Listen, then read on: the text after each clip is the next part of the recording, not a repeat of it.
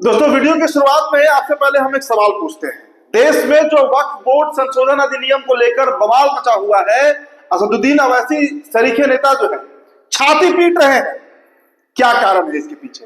क्या मुसलमानों के हक हुकूक के लिए छाती पीटी जा रही है या फिर इसमें कोई अपना निजी नुकसान है? दोस्तों हम चाहेंगे कि जरा आप एक रिसर्च कीजिए, आप गूगल पर जाकर जरा सर्च कीजिए या अपने लेवल से आप तहकीकात कीजिए कि असदुद्दीन अवैसी साहब कि न जाने कितने कॉलेज, कितने स्कूल जो है वो जिस जमीन पर चल रहे हैं, जिस लैंड पर वो कंस्ट्रक्शन हुआ है बिल्डिंग्स का, वो जमीन है किसका? आपके होश ताख्ता हो जाएंगे दोस्तों। और तब आपको समझ में आएगा कि दरअसल पेट में दर्द क्यों उठ रहा है नेताओं का। चलिए दोस्तों, इस वीडियो में हम हाजिर हुए हैं वक्फ बोर्ड संशोधन अधिनियम के बाद, मतलब जो बिल बना है, जो कानून बन चुका है, अब सिर्फ राष्ट्रपति का हस्ताक्षर बचा हुआ है, उसके बाद ये कानून बन जाएगा। तो इससे क्या क्या फायदा होगा इस देश को? हम मुसलमानों के नुकसान या हिंदुओं के फायदा की बात नहीं करेंगे, हिंदुओं के नुकसान या मुसलमानों के फायदे की बात नहीं करेंगे। बात करेंगे इस राष्ट्र को उससे क्या फायदा होगा, इस देश को, भारत को उससे क्या फायदा होगा। आप सभी का स्वागत करते हैं दोस्तों तो बिहार टॉप में। मेरा नाम उदित तारण है। चलिए आपको सिलसिलेवार तरीके से हम बताएंगे, पॉइंट बाय पॉइंट समझाने का प्रयास करेंगे। 11 पॉइंट हमारे हाथ में है। काफी रिसर्च के बाद दोस्तों इस वीडियो को मैं बना रहा हूं। ये खबर आप तक पहुंचनी चाहिए, और सिर्फ हमारे हिंदू भाई नहीं बल्कि जो हमारे मुस्लिम भाई हैं, जिन्हें शायद वक्फ की जानकारी भी नहीं होगी। मैं निजी तौर पर कई मुसलमानों को जानता हूं जिनको वक्फ से कोई संबंध नहीं है, कोई रिश्ता नहीं है, लेकिन उन्हें परगलाया जा रहा है, उन्हें भड़काया जा रहा है कि उनके धार्मिक मामले में हस्तक्षेप हो रहा है। दरअसल दोस्तों वक्फ को बदनाम किया गया है। वक्फ के नाम पर कुछ चंद पॉकेट्स जो है, मैंने कहा ना कि अवैसी साहब जैसे हुए माननीय सांसद, इनके जैसे कुछ पॉकेट्स हैं जो सालों से भर रहे हैं वक्फ की जमीन के नाम पर, वक्फ की प्रॉपर्टी के नाम पर। उनका पर्दाफाश होगा और लोकसभा में और राज्यसभा में तो यह बिल पारित हो ही चुका है, कानून बनने जा रहा है। चलिए शुरुआत करते हैं दोस्तों। आपको हम सिलसिलेवार तरीके से पॉइंट बाय पॉइंट प्रयास करेंगे कि आपको हम समझा पाए, ताकि पिक्चर एकदम क्लियर होनी चाहिए कि वक्फ संशोधन क्यों किया गया, यह अमेंडमेंट क्यों जरूरी था, क्यों सेक्शन 40 हटाया गया, क्या क्या इसमें प्रोविजंस लाए गए। चलिए पहला पॉइंट देखिए दोस्तों, हमने काफी रिसर्च किया है और उसके बाद आपसे हम चर्चा कर रहे हैं। पहला पॉइंट देखिए दोस्तों, पहला है कि पूर्ववर्ती वक्फ अधिनियम के तहत वक्फ बोर्ड को किसी भी संपत्ति जिसमें गैर मुस्लिम संपत्तियां भी शामिल है उसको वक्फ घोषित करने का एक तरफा अधिकार था पहले। अब इस विधेयक में इस प्रस्ताव को समाप्त कर दिया गया है। मतलब हम कहते हैं ना कि कई ऐसी जमीनें हैं जिसको वक्फ अपना कह देता है और फिर वो वक्फ का हो जाता है, क्योंकि मामला हाईकोर्ट में भी नहीं जा सकता है, मामला तो उसके अपना ट्रिब्यूनल का था, तो फैसला उसके पक्ष में दिया जाता था। तो इस देश के कई, सोचिए दोस्तों, इस देश में तीसरी सबसे बड़ी संपत्ति वक्फ संपत्ति है। रेलवे के पास 33 लाख एकड़ है, भारतीय सेना के पास 17 लाख एकड़ जमीन है, और वक्फ के पास 9,40,000 एकड़ जमीन है। वो कहां से वो जमीन आई? किसने दान किया? किसने दान किया? तो अब वैसी संपत्तियों को सीधा वक्फ घोषित नहीं कर पाएगी कि ये फलाना जमीन मेरा है, वो फलाना कब्रिस्तान वक्फ का है। पहला जो सुधार हुआ है। दूसरा पॉइंट समझिए दोस्तों, यह विधेयक महिलाओं को संपत्ति में उनके अधिकारों की रक्षा सुनिश्चित करता है और बोहरा और आगा खन्नी वक्फ को समान दर्जा प्रदान करता है। देखिए दोस्तों, महिलाओं की एंट्री हो रही है, और आपको बताएं कि जिस तरीके से हिंदुओं में जो कहते हैं ना कि सामंती लोग होते हैं, जिस तरह बात होती है ब्राह्मणों की, भूमिहार, राजपूत, कायस्थ, जो अपर स्टार्ट ऑफ सोसाइटी है, उनका एक वर्चस्व है। उसी तरीके से दोस्तों वक्फ की संपत्ति पर चंद पॉकेट जो जनरल मुस्लिम है, मतलब जो सवर्ण मुस्लिम है, उनका कब्जा है। पसमानदा जिसकी बात नरेंद्र मोदी क्या करते हैं, अब वक्फ का असली फायदा उनको मिलने जा रहा है। और जिन महिलाओं की अभी तक कोई हिस्सेदारी, कोई भागीदारी वक्फ बोर्ड में नहीं थी, ये बिल उसको सुनिश्चित करता है। तो एक बहुत बड़ा क्रांति है, एक बहुत बड़ा रेवोल्यूशन है दोस्तों। तीसरा पॉइंट आप समझिए, सरकार उन सभी सरकारी संपत्तियों को पुनः प्राप्त कर सकेगी जिन्हें कभी भी वक्फ संपत्ति के रूप में दावा किया गया था। मैंने कहा ना कि 9,40,000 एकड़ जमीन है। ये जमीन कहां से आया?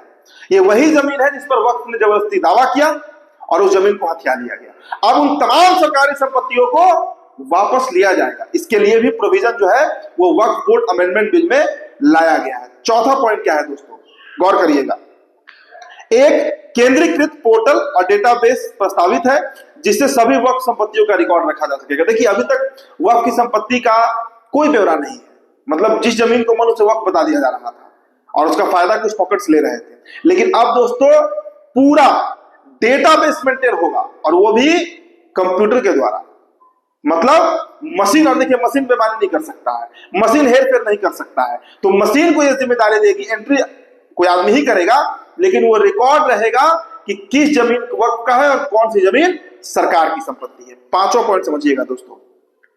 यह विधेयक उन राष्ट्रीय धरोहर स्थलों को पुनः प्राप्त करने की अनुमति देता है जिनमें कभी वक्फ संपत्ति घोषित किया गया था। पॉइंट समझिएगा। कई ऐसे राष्ट्रीय संपत्ति हैं, नेशनल एसेट जिसको कहते हैं, बड़े बड़े आर्किटेक्ट हैं, बिल्डिंग है, मॉन्यूमेंट, स्ट्रक्चर्स हैं, जिनको वक्फ ने जबरदस्ती कब्जा कर रखा था, वो तमाम स्ट्रक्चर्स जो है फ्री होंगे। सरकार को यह हक मिल गया है, सरकार को यह ताकत मिल गई है कि वो उसमें एंट्री कर सकती है और उन तमाम संपत्तियों को वापस पुनः ले सकती है। छठा पॉइंट क्या है दोस्तों? यह विधेयक जनजातीय भूमि और धार्मिक अधिकारों की सुरक्षा करता है और संविधान की 5वीं और 6ठी अनुसूचियों के तहत जनजातीय क्षेत्रों में वक्फ बनाने पर रोक लगाता है। देखिए दोस्तों कई ऐसे जमीन है जनजातियों की।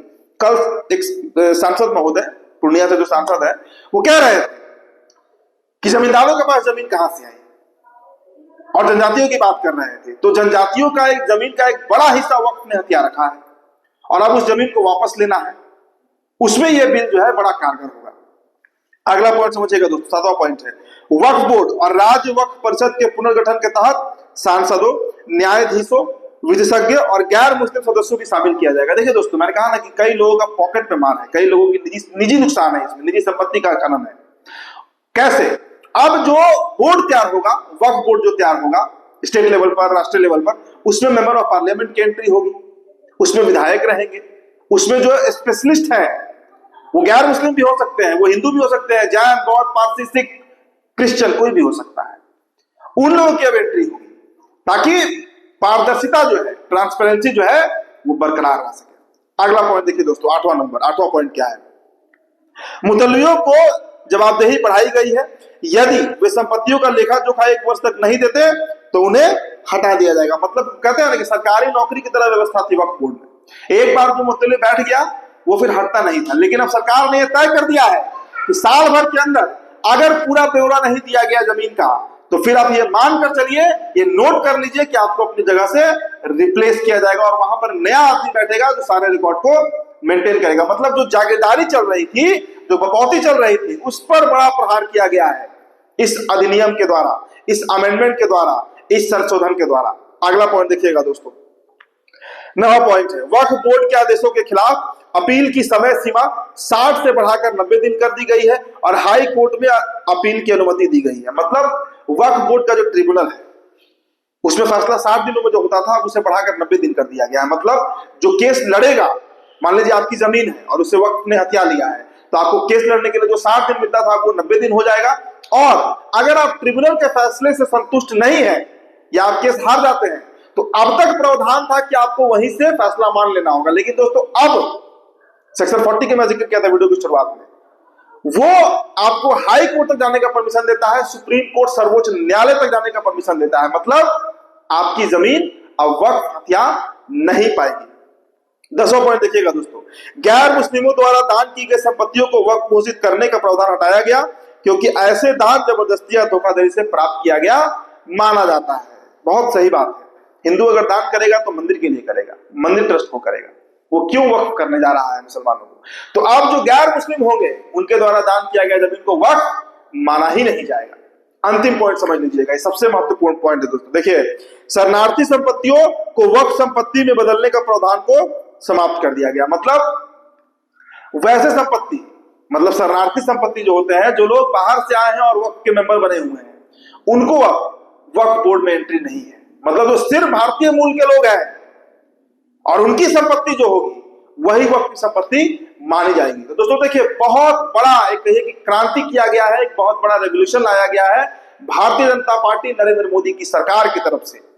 और दोस्तों पॉइंट तो आप सब समझ ही गए होंगे। हम चाहेंगे कि आप जरा सा इस बात की तहकीकात कीजिए कि जो बड़े बड़े धन्ना सेठ मुसलमानों में बैठे हुए हैं वो किसकी जमीन पर धन्ना सेठ बने हुए हैं। आपको खुद वक्फ बोर्ड संशोधन अधिनियम का महत्व जो है वो समझ में आ जाएगा। तो फिलहाल दोस्तों इस रिपोर्ट में इतना ही। बहुत बहुत शुक्रिया।